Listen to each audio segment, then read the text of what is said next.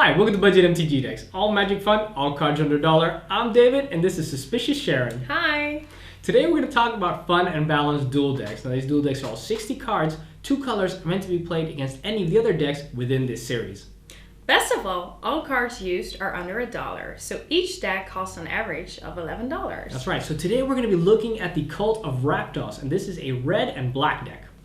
The guild mechanic, Unleash. When you cast a creature with Unleash, you may have it enter the battlefield with a +1/+1 counter. If it has a +1/+1 counter, it can block. That's right, so the deck playstyle is going to be super aggressive with little regard for your own safety. We're going to be attacking with high power creatures to get them down to 0 life in record time. And how we're going to do that? With a lot of creatures, so let's have a look at those creatures first.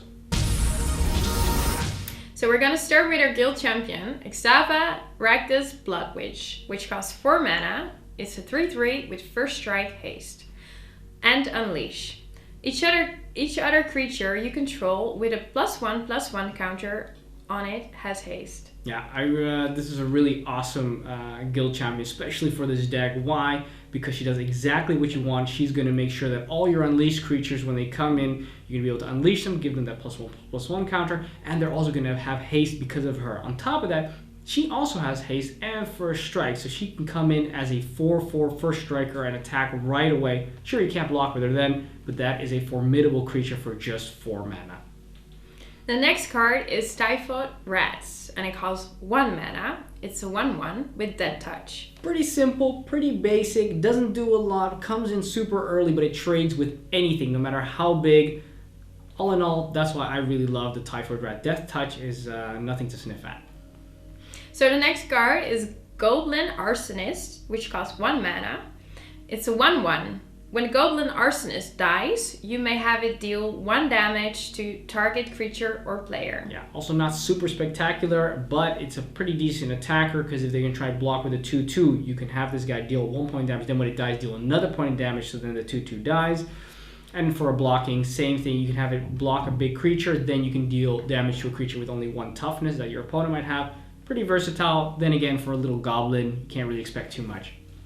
So let's continue with the next creature, which is Tormented Soul, and it costs 1 mana. It's a 1/1. Tormented Soul can't block and is unblockable. Yeah. Maybe you have noticed this deck has a theme with all the Unleash and other stuff. We don't really care about blocking too much. We're super aggressive. We just want to get in there, deal lots of damage. Tormented Soul does that perfectly because it doesn't get blocked. This is maybe a perfect target to put some artifact on, an artifact equipment on him, or maybe an enchantment, and make him bigger because nobody can block him anyway. So the next card is Ragdose Keckler, which costs 1 mana, and it's a 1/1 with Unleash. Yeah, so basically you're going to unleash him always. So he's going to come in for 1 mana, and you got a 2/2. Okay, can't block, but that is a lot of damage right out the gate. So let's continue with Suitstoke Idler, which costs 2 mana, and it's a 1/1 with haste. Tap, and target black or red creature gains haste until end of turn. Yeah, I don't really care too much that it has haste. I don't think it's such a big deal, but the fact that once it's on the battlefield, you can turn any other creature that you're going to be casting this game to give it haste is going to be huge, especially later on. You got some bigger creatures with a lot of power. You want to be able to swing right away. This deck goes for tempo, goes for speed. Suitstoke Idler definitely helps out with that. So the next card is Grim Roustabout, which costs 2 mana, and it's a 1/1 with Unleash. Pay 2 and regenerate this creature. Yeah, this is actually one of the few creatures which I would not automatically unleash. Why? Because it makes him for a really good blocker, considering that when people attack into this guy, you're going to block it, you're going to block with it, and then you can pay 2 mana to regenerate it. It doesn't die, and you can block with it again next turn. So as long as you keep 2 mana open every single turn, you're going to be able to keep blocking with it. Sure, yes, for 2 mana it's also a 2/2 if you don't want to block with it, but I would keep that option open and actually not unleash it. So the next card is Crimson Muck Wader, which costs 2 mana. It's a 2/1, and this creature gets +1/+1 as long as you control a swamp. Yeah, it also has for 3 mana regenerate this guy. So it may seem like it's not a big creature, 2/1 for 2. However, you're almost always going to have that swamp, so it's essentially for 2 mana, you've got a 3/2, which is a great deal. And same story as the Grim Roustabout. you're going to be able to regenerate this guy, which makes him a pretty decent blocker and not a bad attacker either. It's a little bit more expensive. Rather than 2 mana, it's going to cost you 3 mana. But still, it's also a bigger guy. Got a bigger front as well. Okay, so the next card is Spike Jester, which costs 2 mana, and it's a 3/1 with haste. Yeah, what's there more to say about that? How basic do you want it? It's just a 3/1, it attacks right away, nothing more to talk about. It's exactly what Rakdos wants to do. So let's continue with Rick's Mighty Grimek, which costs 2 mana. It's a 2/2. Pay 2 and target blocking creature gets -1/-1 until end of turn.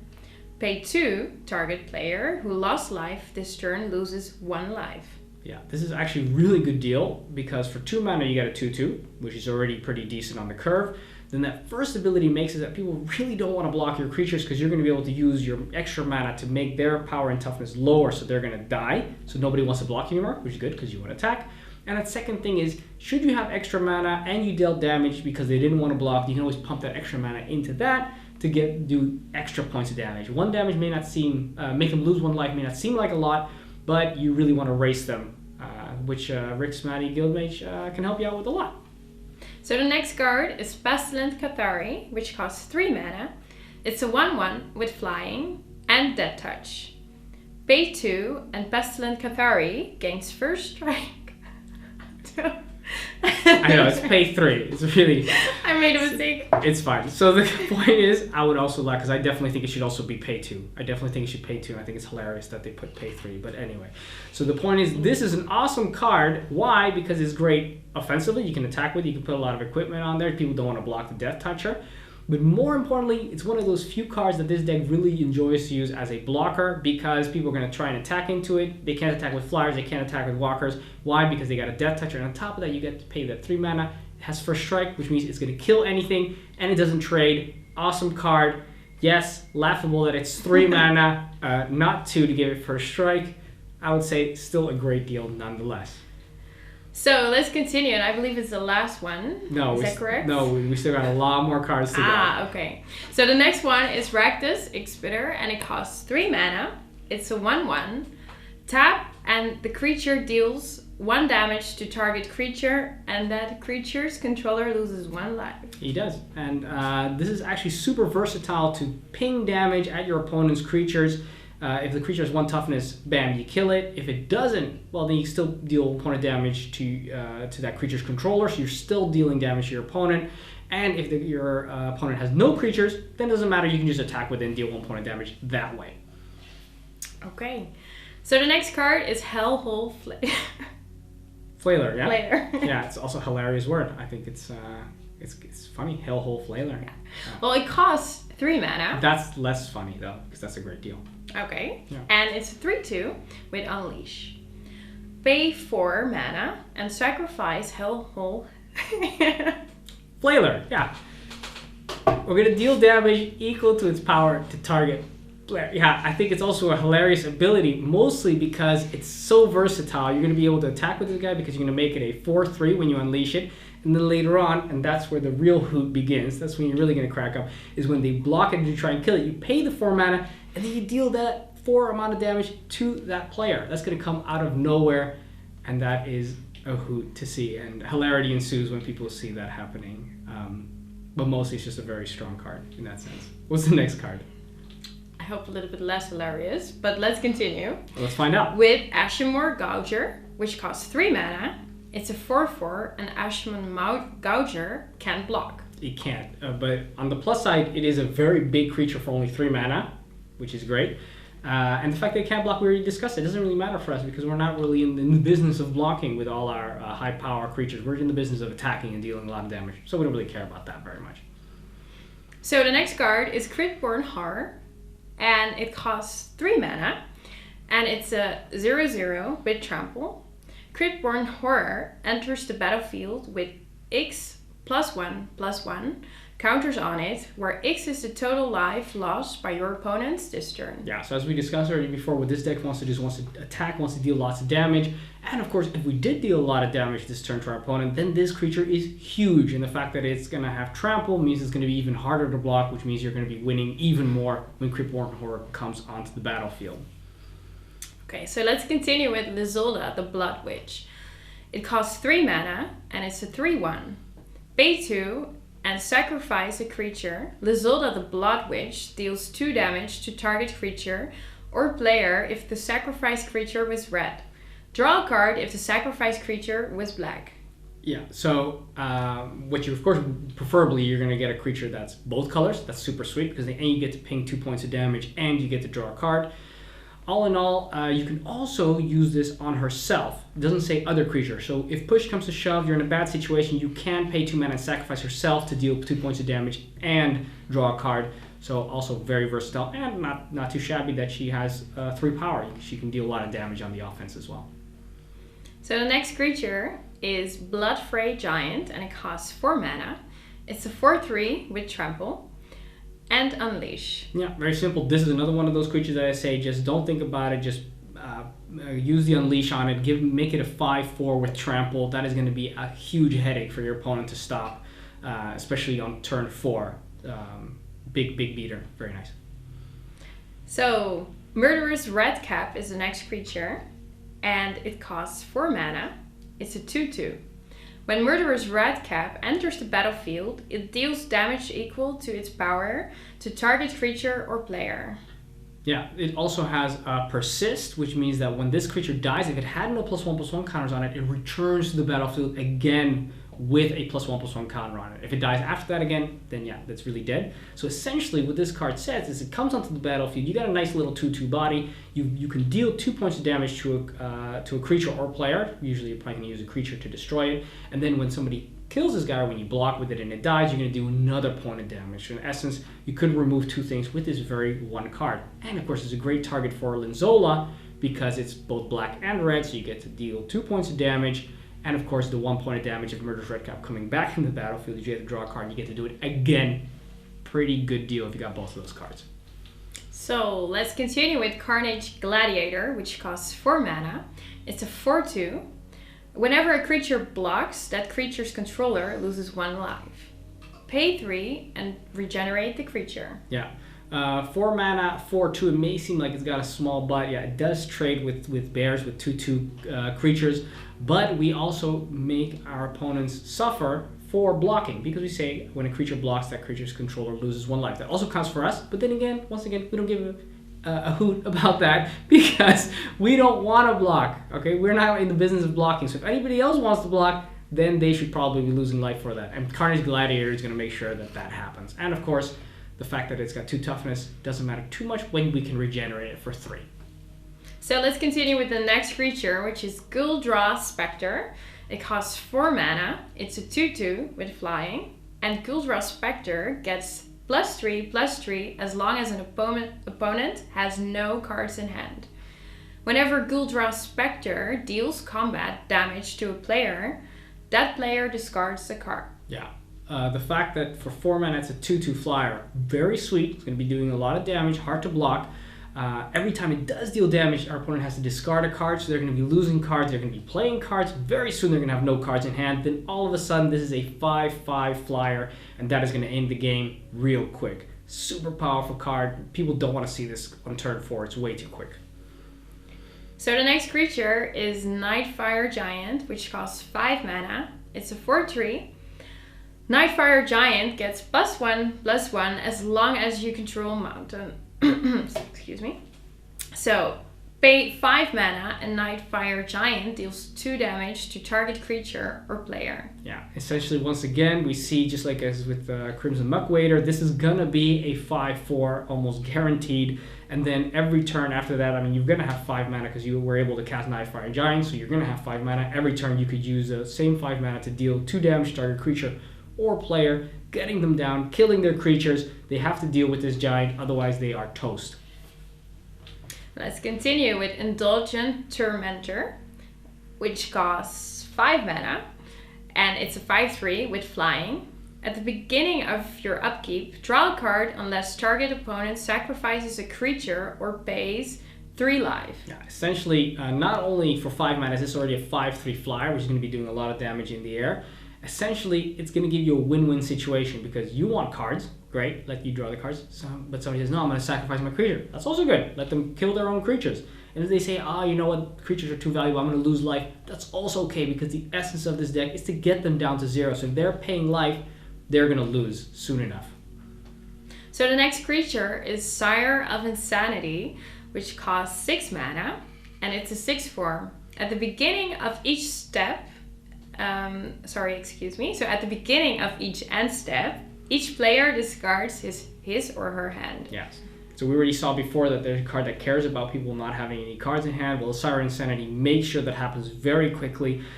Sure, it also happens to us, so we also lose our cards, but when we have a 6/4 on the table and God knows what else, we're going to be winning the game, dealing tons and tons of damage, and they will have very little cards to get back in the game. So I believe the last card, which is correct now, is Chaos Imps, which costs 6 mana, and it's a 6/5 with flying and Unleash. Chaos Imps has trample as long as it has a +1/+1 counter on it. Yeah, this is another one of those examples where I say always unleash this baby, because these Chaos Imps are going to come in as a 7/6. Unfortunately, they don't have haste, but they will have trample, and once they start dealing damage, there's almost no flyer in the other decks, which are going to be able to go toe-to-toe with a 7/6 trampler. Use this to good effect, pound them into submission, make sure they don't have removal, and then you are always going to be winning that game. Chaos Imps, super, super strong, very powerful. Those are going to be the creatures that we're going to be using. Now, let's have a look at the enchantments of this deck. This deck contains 3 enchantments. The first one is Deviant Glee, and it costs 1 mana. Enchanted creature gets +2/+1 and has pay 1 mana. This creature gains trample until end of turn. Yeah, I really love this enchantment, mostly because it's so cheap. For just 1 black mana, your creature gets +2/+1. Already, just for that, that's great, because we want to be aggressive. We want to be dealing a lot of damage. Plus, of course, if you put on a creature with a lot of power, then giving the ability to have trample so that people can't really block you with small stuff anymore is a great little surprise. And if people don't block you because they know you can give it trample, then you also don't have to spend it. So it doesn't matter. Pretty good for 1 black. So the second enchantment is Nattling Curse, and it costs 3 mana. Whenever enchanted creature attacks or blocks, its controller loses 3 life. Pay 2 mana. Enchanted creature attacks this turn if able. Yeah, this is kind of the opposite of the card we just looked at. This one we're going to be using to enchant our opponent's creatures, and then they don't want to block with it, they don't want to attack with it, so we essentially take that creature out of the running. Should they be so bold as to do that, they're going to be taking damage, which is good for us because we want to get them down to 0 life as soon as possible. Should they be reluctant to attack and we do want to do a little bit of extra damage, we could pay the 2 mana, they have to attack, they lose life, and on top of that, they probably won't be able to block with that creature anymore, unless it has vigilance. But so actually, it's a very versatile card, and I really enjoy it. So the last enchantment is the Fist of the Demigod, and it costs 2 mana. As long as enchanted creature is black, it gets +1/+1 and has Wither. As long as enchanted creature is red, it gets +1/+1 and has First Strike. True. Now, this is the kind of enchantment you're going to be wanting to save to put on your creature, which is both colors. Why? Because then it's going to get +2/+2 Wither and First Strike. For just 2 mana, that's a great, great increase. The First Strike is awesome both offensively and defensively. And the Wither is great to be able to attack into creatures that are much bigger because of the -1/-1 counters that Wither applies to our opponent's creatures. They're going to become smaller, so all in all, people don't want to block it. Very great for an aggressive deck. And I think this Rakdos deck makes a great use of the Fist of the Demigod. Those are the enchantments. Let's have a look at the artifacts. This deck contains 3 artifacts. The first one is Ragdose Keckler, and it costs 3 mana. Tap, add a black or a red to your mana pool, or pay 2 and tap and sacrifice Rectus Keckler and draw a card. Yeah, very simple. Just like with the other decks, we put in the clue stones because they mana fix us and they mana ramp us, and additionally later on in the game when we don't need all that mana anymore, we can sacrifice it to draw a card. Pretty simple. So the second artifact is Rectus Keyroom, and it costs 3 mana. So tap, add a black or a red to your mana pool, or pay 2 and Rectus Keyroom becomes a 3/1 black and red devil artifact creature with a first strike until end of turn. Yeah, this is actually much better. Not only does it mana fix and mana ramp us, but additionally for just 2 mana it turns into a 3/1 first striker, which I must say during playtesting that does a lot of damage. People don't want to block that. It's very difficult to block, because of the first strike, and it's going to be doing tons and tons of damage. Additionally, you can also save it, and then when somebody attacks into you, you can do that instant speed, and then you can block with it, and they're in for a nasty surprise. So I really love this in this deck. The last artifact is the Demon Spine Whip, and it costs 2 mana. Pay X, equipped creature gets +6/+0 until end of turn. Equip 1. Yeah, maybe not as powerful as the Rakdos keyroom when it comes to how much mana it costs, but later on, when you are going to be mana flooded, one good thing is to pump all your mana into this guy, and then your creature will be doing tons and tons of damage. You basically have to block. Now you also have a creature which has trample, then you're in the money because they're not going to be able to stop any of this damage almost. So the Demon Spine Whip does a lot of damage. Late game, early game, it's going to be a little bit too mana intense to be of use, but it's always nice to have it in there. Those are the artifacts. Now let's have a look at the instants and sorceries. So let's continue with instants and sorceries. Let's. The first card is Rectus Charm, and it costs 2 mana. Nice. It is an instant, and the card has 3 options. Wow. First one, exile all cards from target player's graveyard. Sweet. The second option is destroy target artifacts. Even better. The last option is each creature deals 1 damage to its controller. Okay, so this is super awesome. These charms are always great. The 3 options give you great flexibility. The fact that you can exile all creatures from all cards from target player's graveyard, it's not going to come up that often. This deck doesn't really care about that much about that. But the fact that you can destroy an artifact, very nice. And the fact that you can have each creature deal 1 damage to its controller means that anybody's going to be spamming tokens. You're going to be able to deal tons and tons of damage to them. I really love the versatility of this card. That sounds good, but let's continue with Toil and Trouble, which is a fused card, and Toil costs 3 mana. And it is a sorcery. Target player draws 2 cards and loses 2 life. Sweet. Trouble costs 3 mana and is also a sorcery. Trouble deals damage to target player equal to the number of cards in the player's hand. Yeah, so this is a fuse card, which means you can either play one or the other, either Toil or Trouble. You can also play both by playing 6 mana. Pretty sweet. You can have an opponent draw those 2 cards and take the damage, or you can draw those 2 cards, take the damage, and then have your opponent take the damage from Trouble. Either way, pretty flexible, pretty nice as well. Sounds good, but let's continue with Dark Temper. Dark Temper costs 3 mana and it is an instant. Dark Temper deals 2 damage to target creature. If you control a black permanent, destroy the creature instead. Yeah, you're probably going to have a black permanent. If push comes to shove, you really don't have that. 2 damage will probably take care of the worst things on the battlefield, like some of the earlier creatures. However, later on in the game, you're definitely going to have a black permanent, so you're going to be able to destroy target creature, whichever one you want. So Dark Temper for just 3 mana is pretty sweet. So let's continue with Necrobite. It costs 3 mana and it is an instant. Target creature gains Death Touch until end of turn. Regenerate it. Yeah, so this is kind of like removal, kind of like Dark Temper, in the sense that you do need to have somebody blocking your creature, or they need to block the creature that you're going to be casting Necrobite onto. You get to protect that creature because they're going to regenerate, and the Death Touch means they're going to kill that opponent's creature no matter how big they are. 3 mana, pretty good, situational, but the fact that you can also use it to protect one of your creatures when they're being destroyed randomly gives it a little bit of an edge. Okay, so the next card is the Wrecking Ball, and it costs 4 mana. You're gonna sing the song. I'm not gonna sing. That's why I'm a bit Wrecking nervous. Ball by Miley Cyrus. He's pressuring me. So, Please sing the song. No singing. So this card is an instant, and destroy target creature or land. Only if you sing the first part of the Miley Cyrus song. No, I can't. Okay, well, Sorry. Anyway, being able to destroy a target creature, that's what you really want to be doing, but if you really want to be annoying, destroying a land is also an option, which is why Wrecking Ball is good, the card, not the song. So, let's continue with Augur Spree. Kind of like a shopping spree, right? Almost, yes. So, let's continue with Augur Spree. It costs 2 mana. 3, actually, in this case. Oh, my bad.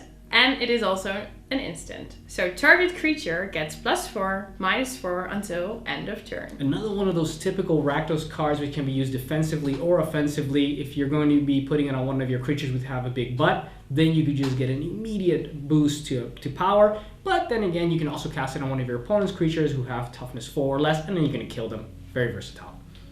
So the next card is Rally the Forces, and it costs 3 mana, and it is also an instant.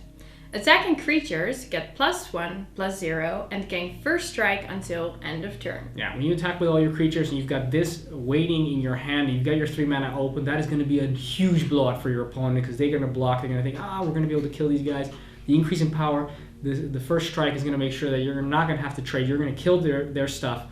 Really cool, really nice, and also if they're not going to block, you can do some extra damage if that maybe is necessary.